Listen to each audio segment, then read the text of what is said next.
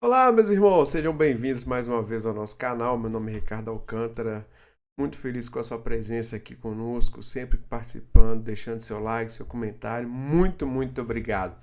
Hoje nós vamos começar uma série nova e eu quero muito que você esteja comigo até o final dessa série, que nós vamos, depois de ter estudado o panorama do Novo Testamento, nós vamos começar uma série com o estudo do livro de Atos, tá bom? Queria muito sua participação, suas perguntas, seus comentários. E eu vou fracionar essa série em vários episódios para que fique mais tranquilo, para que a gente medite sobre as escrituras, tá bom? Nesse momento eu quero orar com você para que esse período seja extremamente rico para todos nós, tanto para mim quanto para você, que vai absorver todo esse conteúdo com a graça de Jesus, tá bom? Pai, em nome de Jesus, nós te agradecemos por esse momento. Damos graças pela vida de cada um dos nossos irmãos que chegaram até o nosso canal. Que o Senhor venha abençoá-los na graça e no conhecimento de Jesus Cristo. Que o Senhor venha edificá-los para o propósito do teu reino. Em nome de Jesus. Amém. Vamos lá, queridos. Atos dos Apóstolos. Meu Deus, quão rico é esse conteúdo de Atos dos Apóstolos, né? Eu trouxe aqui para nós como princípio dos nossos estudos, o capítulo 1 e o capítulo 2 de Atos dos Apóstolos, o nascimento, o crescimento e a missão da igreja, né? Então a gente vai ver aqui o nascimento da igreja no livro de Atos. É, Antes de falar propriamente do episódio do livro de Atos, eu quis trazer assim de forma bem didática um pouco do contexto histórico da época, né?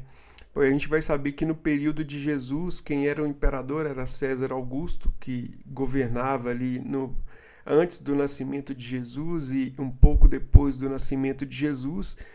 E esse período do livro de Atos, a gente compreendendo aí a morte de Jesus até o ano 62 depois de Cristo, a gente tem o Império Romano na figura de Tibério César, que sucedeu César Augusto, depois Calígula, que ficou pouco tempo no poder, Cláudio, também o imperador, e depois Nero. A gente tem, inclusive, a citação de Cláudio e Nero ali no.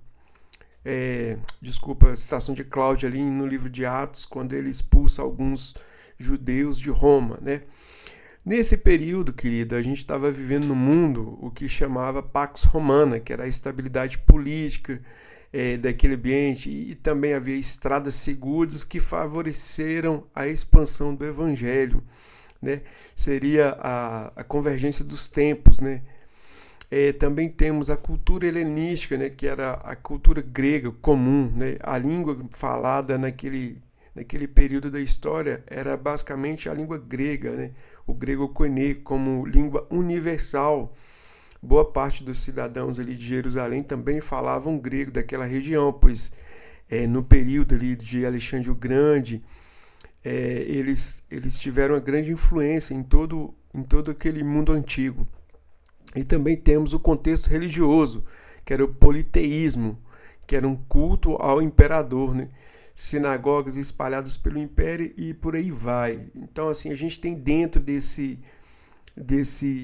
nascimento da igreja todo esse contexto histórico mundial daquele mundo antigo. E só para situar vocês, Tibério César, né, que governou ali do ano 14 ao 37 depois de Cristo, né? Foi imperador durante o ministério público, morte e ressurreição de Jesus, bem como no início do ministério de João Batista, ali registrado em Lucas capítulo 3, verso 1. Também temos o período do Calígula, de 37 a 41 depois de Cristo. Ele sucedeu a Tibério, governando durante o período inicial da igreja primitiva. Temos o imperador Cláudio, do ano 41 ao 54 depois de Cristo, citado ali em Atos, no capítulo 18, verso 2, quando ele expulsou os judeus de Roma. E a gente vai ver isso lá quando Paulo encontra com Áquila e Priscila. E também temos posteriormente Nero, do ano 54 ao 68 depois de Cristo, imperador de grande parte ali do período das viagens missionárias do apóstolo Paulo, do início da perseguição à igreja, da perseguição romana aos cristãos, e reinando no período final do relato de Atos. Então a gente começa vendo que o contexto histórico mundial daquele mundo antigo era muito favorável à expansão do evangelho no que diz respeito a essa questão da Pax Romana e também de ter estradas, de ter uma livre possibilidade de transicionar entre os territórios. Então a gente vai ver que a igreja nasce ali em Jerusalém e dali para o mundo, né, conforme a ordem de Jesus. Aqui, como autor e propósito do livro, a gente já, como eu já tinha dito lá no começo dos nossos estudos do Novo Testamento, que Lucas escreveu, né, Lucas o médico escreveu tanto o Evangelho de Lucas quanto o livro de Atos, que é uma continuidade, né? Então ele tem o mesmo propósito do Evangelho, que leva o seu nome, e o público ali era aquela carta a Teófilo, né? Provavelmente um patrono romano cristão. O tema central aqui de Atos dos Apóstolos é a continuação da obra de Jesus por meio do Espírito Santo na vida da igreja. E como título original, a gente poderia ser dado, eu coloquei aqui para nós, como Atos do Espírito Santo através dos apóstolos, porque toda a obra que os apóstolos irão realizar aqui no livro de Atos, ela passa por meio do Espírito Santo. Não existiria a autoridade dos discípulos se não tivesse a descida do Espírito Santo, como diz aqui, mostrar como o evangelho se espalhou de Jerusalém até Roma, cumprindo Atos 8, o versículo-chave do livro. Então, o nascimento da igreja aqui em Atos, capítulo 1, a gente vai ver de forma assim, que é a continuação da obra de Jesus, a promessa da descida do Espírito Santo e a ascensão de Cristo, aqui nesse primeiro capítulo, no qual a gente vai ver o nascimento dessa igreja. E isso passa por um cumprimento de uma promessa bíblica que está no livro de Joel, no capítulo 2, a partir do verso 28. Eu fiz questão de registrá-lo aqui, porque o que vai acontecer em Jerusalém é o cumprimento dessa profecia.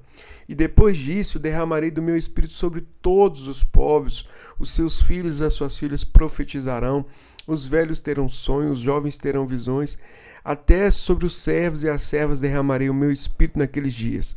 Mostrarei maravilhas no céu e na terra, sangue, fogo e nuvem de fumaça. O sol se tornará em trevas e a lua em sangue, antes que venha o grande e terrível do dia do Senhor. E todo aquele que invocar o nome do Senhor será salvo, pois conforme prometeu o Senhor, no Monte Sião e em Jerusalém haverá livramento para todos os sobreviventes, para aqueles a quem o Senhor chamar. Eu quis trazer todo esse contexto aqui do livro de Joel para apresentar que naqueles dias a gente vai ver o cumprimento aqui em Atos, no capítulo 1, no Atos capítulo 1, versículo 8, mas recebereis poder ao descer sobre vós o Espírito Santo, e serei minhas testemunhas, tanto em Jerusalém, como em toda a Judéia e Samaria, até os confins da terra. Em Atos 2, a gente vai ver o cumprimento dessa profecia de Jesus, essa palavra que fora dada por meio de Joel, tá bom? Deixe-me ver aqui, que a gente está andando no livro de Atos e vendo a própria Bíblia apresentando o cumprimento de uma profecia. A profecia de Joel diz respeito a esse dia onde o Espírito Santo viria sobre toda a carne. E esse ficar em Jerusalém, que Jesus orientou seus discípulos, era justamente um tempo necessário para que aquela obra se completasse, que aquela obra fosse finalizada.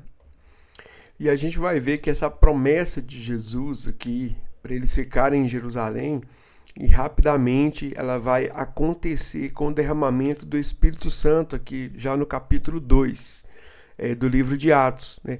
E esse poder, que é o dínamos ou dunamis, que é prometido, não é para benefício próprio, mas para ser testemunha, né? Que mártires. E aqui eu quero fazer uma breve observação, talvez você não saiba, né? Que a palavra dinamite, que vem do grego, é justamente a respeito disso, dunamis, que é poder, né? Uma explosão. A descida do Espírito Santo era uma explosão de poder, de autoridade sobre a vida dos discípulos, para eles serem testemunha. E para entendimento que a palavra testemunha no grego é marte. aquela mesmo de martírio. Então, ser testemunha, que também estava expondo, além do poder que eles receberiam, eles estavam sendo expostos a ser essas testemunhas, que no caso aqui, na nossa língua, nós entendemos como mártires, né? Eles entendiam muito bem o que estava sendo dito para eles, pois o que viria a seguir não seria apenas a bonança de uma vida cheia de poder, mas era um poder para testemunhar com a própria vida. É isso que a gente tem o conhecimento da história que os discípulos fizeram, testemunharam Jesus com a própria vida. Continuando aqui no capítulo 1 ainda, do versículo 9 ao 26, a gente tem Jesus sendo assunto aos céus e os discípulos olhando para o céu paralisados. E aqui é bem interessante que os anjos precisam dar uma chacoalhada nos discípulos, pois vocês estão aí parados, enquanto tem tanta obra para ser realizada, e esse mesmo Jesus que subiu voltará. Dentro disso, a gente tem uma substituição de Judas, né?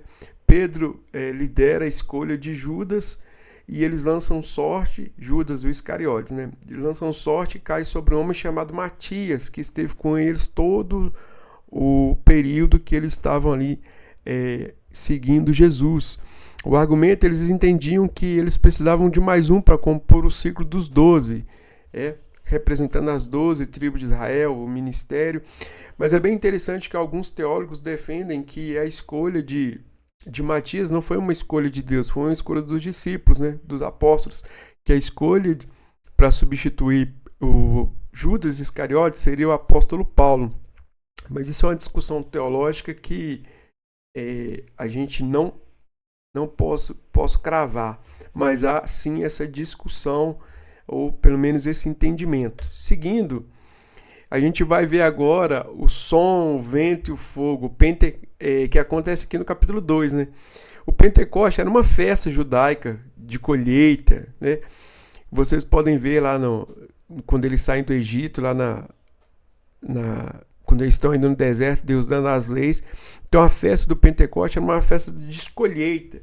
E Deus escolheu exatamente o dia em que Jerusalém estava lotada de estrangeiros para colher as primeiras almas da nova era que viria, do novo ciclo que viria. Fenômenos, som, vento impetuoso, línguas como de fogo, o milagre da comunicação. Olha só que interessante, querido. Diferente de Babel, onde as línguas dividiram os homens porque as intenções dos corações deles eram más, aqui Deus faz o contrário. Deus une os homens através das línguas, né? A gente vai ver línguas estrangeiras sendo entendidas pelos discípulos, pelos judeus, por todos aqueles que estavam em Jerusalém. E um grande encontro de línguas acontece ali em Jerusalém. Temos algo extraordinário, que é o primeiro sermão e o impacto desse sermão, que agora nós vamos ver. Pedro, há pouco tempo antes, tinha havido negado o Senhor Jesus, como a gente sabe, negado até 3 vezes, diante de uma criada, diante de outras pessoas que estavam ali. E agora esse mesmo Pedro se levanta, revestido da autoridade do Espírito Santo, e prega para uma grande multidão. Ele cita o profeta Joel para provar que o que está acontecendo não era embriaguez, mas uma profecia cumprida. O resultado, corações quebrantados, e 3.000 pessoas foram acrescentadas ao reino de Deus. Meus queridos, a teologia explicada com a verdade produz arrependimento. A igreja salta de um grupo de 120 pessoas para mais de 3.000 pessoas em um único dia. E eu queria abrir um parêntese aqui. Nós continuamos com a necessidade de pregar a verdade, falar aquilo que as escrituras indicam que tem que ser dito, não ficar massageando corações, egos. Não, a palavra diz: arrependam-se. Essa era a realidade da mensagem bíblica do qual o apóstolo Pedro estava falando. Arrependam, vocês mataram o Salvador, vocês mataram o Filho de Deus, o Messias aguardado. O impacto do Espírito Santo, a igreja agora tem 3.000 pessoas, milagres estão acontecendo e todos vivem em harmonia. Parece um cenário perfeito, não é? A gente pode pensar que tudo fluiria perfeitamente. Mas o sistema religioso e político de Jerusalém não aceitaria esse novo reino, esse reino do Messias do qual Jesus falou.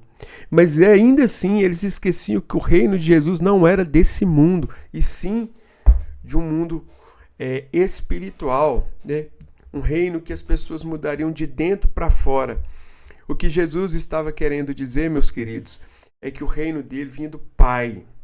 E aqui, mesmo com essas conversões, mesmo com milagres acontecendo, com vidas sendo transformadas, o sistema religioso ainda assim insistia em rejeitar o Cristo, a mensagem da cruz, a mensagem da salvação.